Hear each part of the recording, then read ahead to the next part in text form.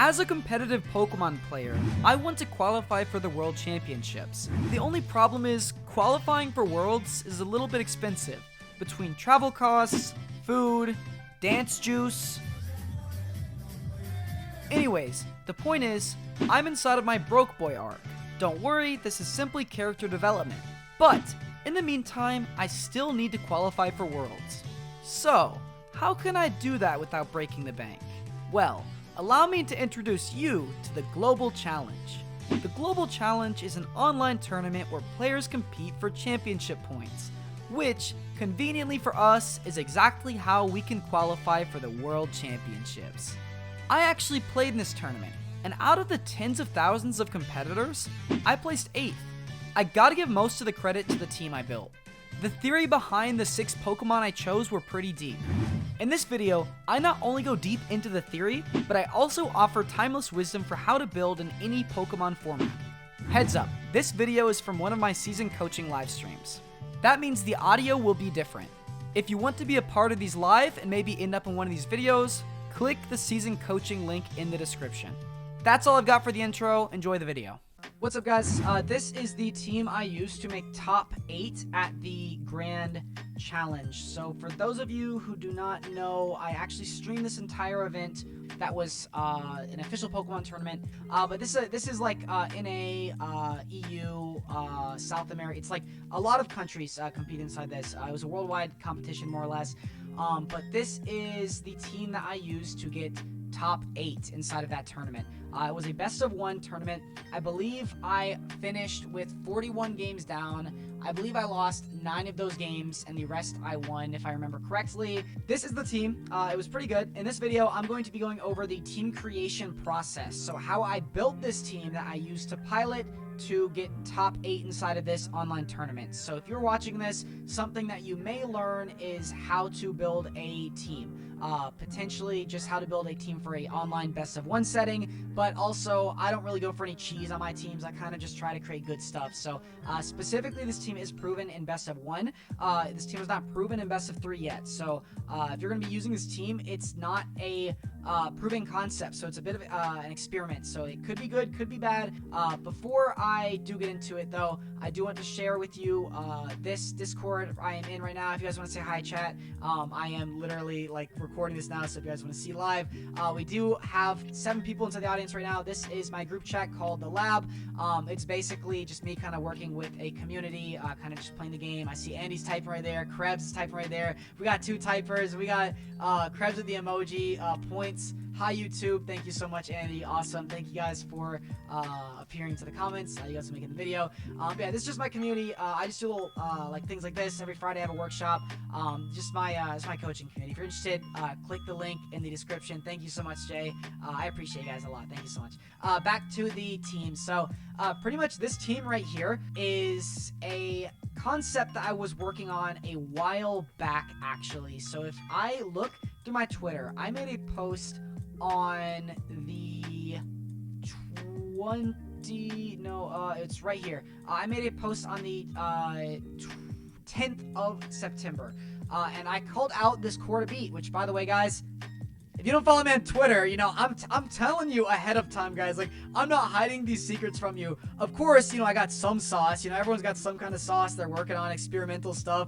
But, like, you know, I told you this on September 10th, and it is currently September 23rd on the time of writing this. I told you the 5 cores to beat. This will be in the description, by the way, guys. If you want to check that out, just check it out. Drop me a follow if you do check it out, because, like, I think I did a pretty good job of this. I post stuff like this on Twitter. I told you guys that Sneasler Dragapult is good. So that was what I started out with the original cores. I wanted to enable these. Now here's why they're so good together, right? Dragapult, really fast, strong attacker.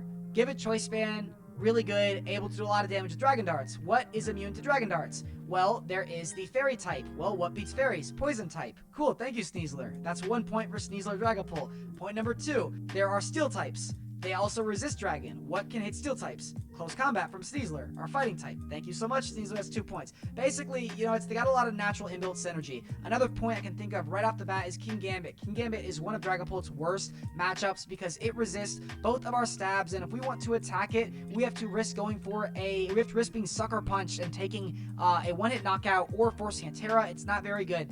So basically, though, the whole thing about this Dragapult is that it just hits really fast, and the Sneasler covers for it very well. So King Gambit can feint to a close combat. So that's the whole logic between these two together, so they work very, very well offensively. And I knew going to a best of 1 tournament such as the Global Challenge, I wanted to go very offensive because I now want to give my opponents a chance to really play the game, because I have lost inside of Global Challenges and raged from using literal light screen or dozo and just losing to like a crit, and I was really, really upset about that, and this time I was determined to not let that happen. So I started with offense, the very first thing.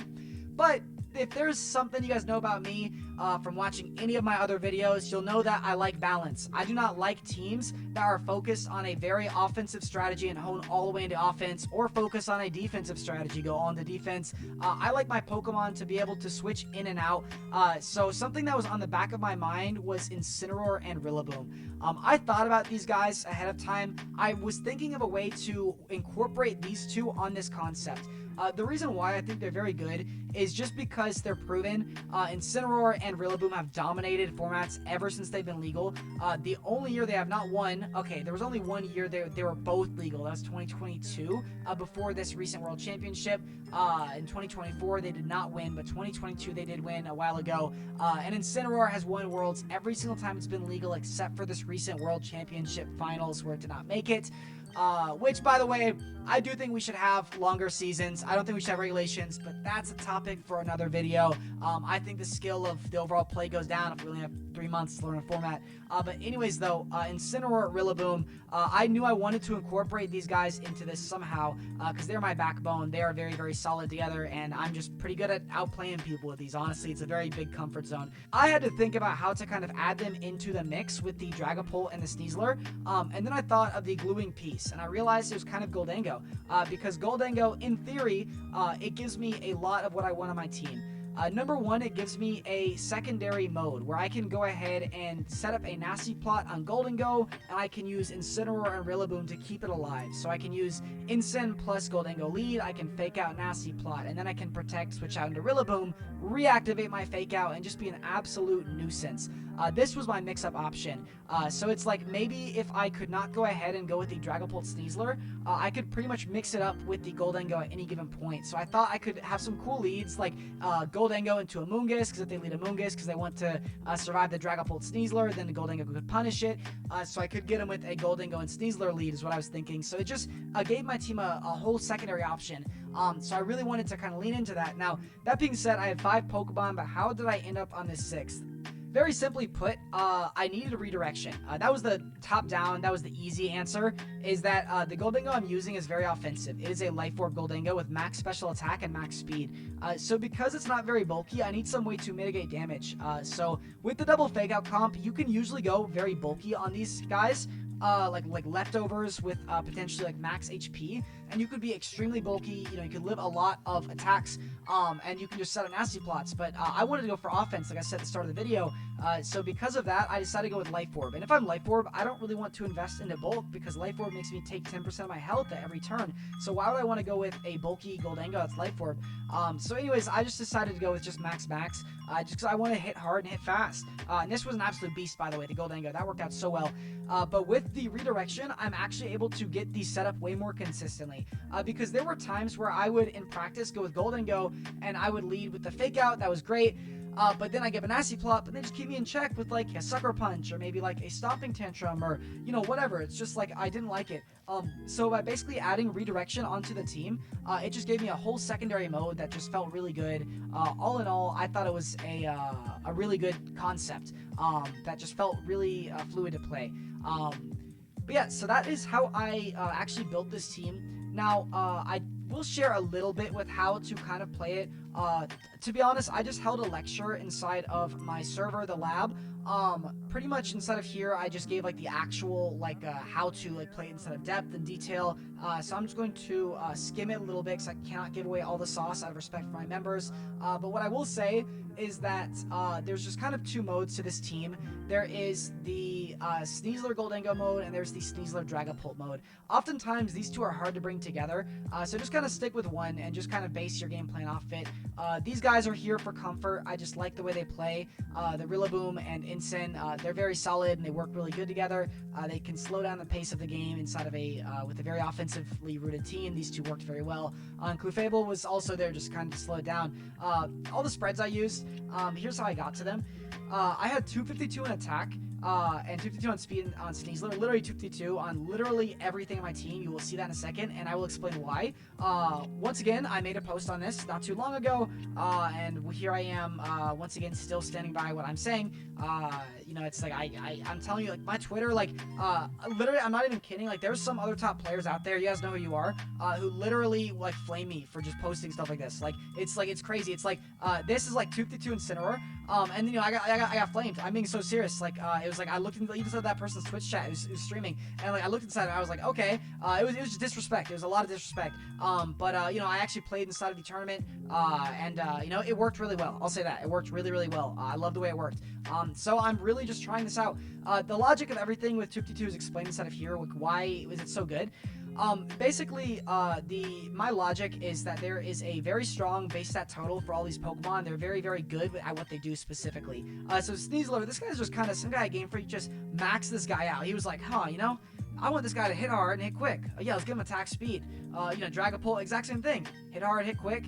You know, like Goldango. Okay, let's hit hard. He can't be that quick. His key hits really hard. You know, his spread move. Let's make him a little bit slow. It's like, you know what I'm saying? It's like, the stuff got crap versus Incineroar. This is like a pure balance one. Look at it. It's like, it's all evenly distributed. 95, 115, 90, 80, 90, 60. He's only a little bit slow. That's the only drawback. You know, he's good attack, good defenses, decent HP, special attack. Even special attack's pretty solid. Thing is though, he's an old school Pokemon. These guys are new school. New school Pokemon they're so strong. They're way too powerful. So these old school Pokemon need to adapt and innovate. So I've noticed that going vertically defensive instead of one stat really helps out a lot. Like, it's just like, this guy can just switch into special attacks for days, man. Like, he just switches in, like switches out. Like, it just feels really good. And because I have full defensive Incin, Clefable, I decided to go max HP, max defense, because I was just like, yo, like, this guy, like, if this guy's gonna be my my special defensive Pokemon, why not make this one my physically defensive Pokemon? Because I want 1-on-1, you know, it's like, this sounds pretty cool. This guy's also pretty specially defensive, but he hits really hard because I'm adamant. That's sick. And it's like, I have like 3 really offensive Pokemon, a bulky offensive Pokemon, and then just 2 like absolute support units. 1 special wall, 1 defensive wall. And that's why I went 252. This guy right here, here's how I land on this. Just because I played 160 attack for a while. In the past, you like a bulkier Rillaboom. There was one turn where I brought this. I did not regret it. It was kind of good. Max attack does damage. I will say that. Those wood hammers, people do not count for those wood hammers. They're not ready for that. But the world's not ready to see that yet. But for right now, I just decided to go with the max HP and 116 in attack to hit the attack bumps. I use this damage calc. Rest in special defense because I want this guy to be bulky. I like his bulk. You know, it's like with the Spit F, if you hit an even number, you multiply by 1.5. It's a whole number. The more you add into this, the more the 1.5 multiplier goes stronger, so it's kind of worth every stat you dump into it. So, you know, in my head, like, I just want to max that out. I want to reach that middle ground where it's, okay, hit an attack bump right here, get some good attack, rest and Spit F. You know, that's just me just, like, you know, just going by, like, I'm not going by anything creative, I'm not doing any calcs. I'm just like, EVs are really overrated, guys. I'm gonna be completely honest. You know, it's like, EVs are good, but that's also a topic for another day. This was just showing off the team. But I hope you guys enjoy this. The team is inside of the description of the video. So talk to you later. Peace. Bye.